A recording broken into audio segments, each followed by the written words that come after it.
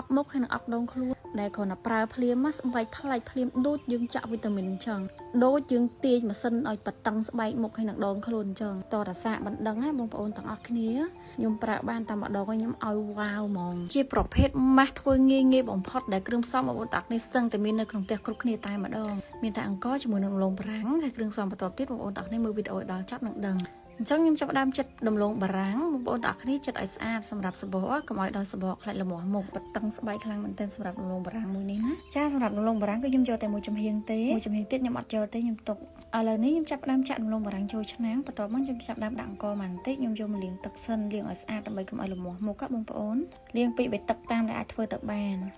សម្រាប់អង្ករគឺបរិមាណប៉ុណ្ណឹងសម្រាប់អង្ករយើងធ្លាប់ដឹងតែយកទៅញ៉ាំដាំបាយធ្វើបបរធ្វើផ្អែមអីចឹងញ៉ាំតែបងប្អូនខ្លះក៏អត់ដឹងដែរថាអង្ករនេះយកមកធ្វើម៉ាស់គឺល្អខ្លាំងមែនតើបន្ទាប់ពីលាងអង្កររួចខ្ញុំចាប់ដាក់អង្ករចូលហើយយើងត្រូវការ add ជាមួយនឹងទឹកបន្ថែមទៀតដើម្បីឲ្យងាយស្រួលរងាស់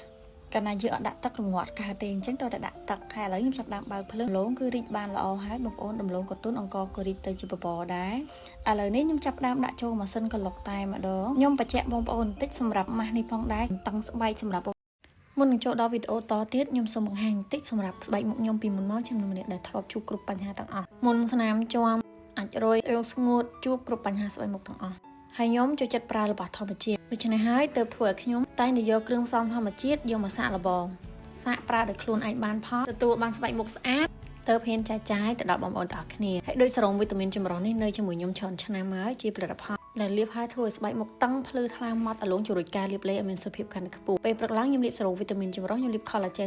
collagen cream ជួយផ្ដល់សំណើមមុខជួយផ្ដល់ collagen ដល់ស្បែកមុខធ្វើឲ្យស្បែកមុខក្មេងស្ទើរទី3ខ្ញុំលាបជាមួយនឹងលេការពារកណ្ដាលថ្ងៃអូភ្លេចប្រាប់ជប់ឡើងខ្ញុំលាបសារ៉ូបដោះកោសិកាហើយនិង collagen cream ពេលយប់ខ្ញុំលាបតែ2មុខទេប៉ុន្តែពេលថ្ងៃខ្ញុំលាប3មុខចូលគ្នាបើទោះជាខ្ញុំចង់ make up អីតិចតួចពីលើមកក៏ធ្វើ make up ខ្ញុំជាប់បានយូរចូលល្អដែរលេការពារកណ្ដាលថ្ងៃមាន UV ការពារខ្ពស់លាបភ្លាមមុខចាំងគីឡូភ្លាមដល់សំណើមអត់ធ្វើឲ្យស្ទះរញញើសអត់ធ្វើឲ្យមុខស្ងួតទេខ្ញុំពិតជាសប្បាយចិត្តដែលខ្ញុំមានផលិតផលនៅក្នុងដៃដែលមានគុណភាពស្អាតទាំងខ្លួនឯងស្អាតទាំងបងប្អូនដែលបានប្រើប្រាស់ផ្ទាល់ដែលគាត់មានស្បែកជាធ្លាក់អីហ្នឹងបងប្អូនសាកប្រើម៉ាស់នេះទៅល្អខ្លាំងមែនតែម្ដងហើយសម្រាប់ម៉ាស់នេះមិនមែនថា100នាក់ត្រូវតែ100ណាបងប្អូនអាច100នាក់បាន90នាក់អីដែរព្រោះអីខ្ញុំឃើញ feedback ពីអ្នកដែលគាត់បានប្រើប្រាស់មកល្អខ្លាំងមែនតែហ្មងណាចំនួនដែលប្រើទៅត្រូវគឺច្រើនសាកទៅបងប្អូនអស់លុយតិចទេបន្ទាប់ពីក្លុករួចរាល់ខ្ញុំចាប់ដើម add ជាមួយនឹងម្សៅពោត1ស្លាបព្រាកាហ្វេហើយកូរមកសន្ទុះទៀតឲ្យគ្រឿងផ្សំចូលគ្នាបានល្អអ្នកខ្លះគាត់ថារបស់ធម្មជាតិមិនដែលប្រើម្ដងឃើញផ្លែទេបងប្អូនតើអាសាណាកុំឲ្យថាខ្ញុំចេះតែថារបស់ធម្មជាតិដែលប្រើទៅត្រូវរូបមន្តគឺថាផ្លែខ្លាំងមែនតើឥ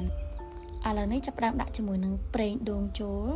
បងប្អូនមានប្រេងអីក៏បានមិនថាប្រេងប្រទាលឬក៏ប្រេងបឺប្រេងអីក៏បានឲ្យតែបងប្អូនតាក់នេះគិតថាប្រេងហ្នឹងបងប្អូនតាក់នេះប្រើត្រូវបងប្អូនដាក់បន្ថែមចុងក្រោយអញ្ចឹងណាហើយបងប្អូនតាក់នេះកូរធ្វើយ៉ាងណាឲ្យគ្រឿងផ្សំចូលគ្នាបានល្អឥឡូវអូខេរួចរាល់ខ្ញុំចាប់ដើមលាបលើដៃបងប្អូនតាក់នេះមើលដោយសារតែមុខពេលហ្នឹងខ្ញុំ make up ខ្ញុំត្រូវការនៅលក់នៅអីបន្ថែមត្រូវការចេញទៅក្រៅទៀតអញ្ចឹងណាអញ្ចឹងខ្ញុំអត់បានប្រើលើមុខភ្លាមហ្នឹងទេអញ្ចឹងខ្ញុំក៏ប្រើលើដៃឲ្យបងប្អូនតាក់គ្នាមើលតែម្ដងអានេះខ្ញុំគ្រាន់តែញីអត់បានលាងទឹកទេណាគឺគ្រឿងផ្សំគឺជ្រាបចូលស្បែកអស់លេងតែម្ដង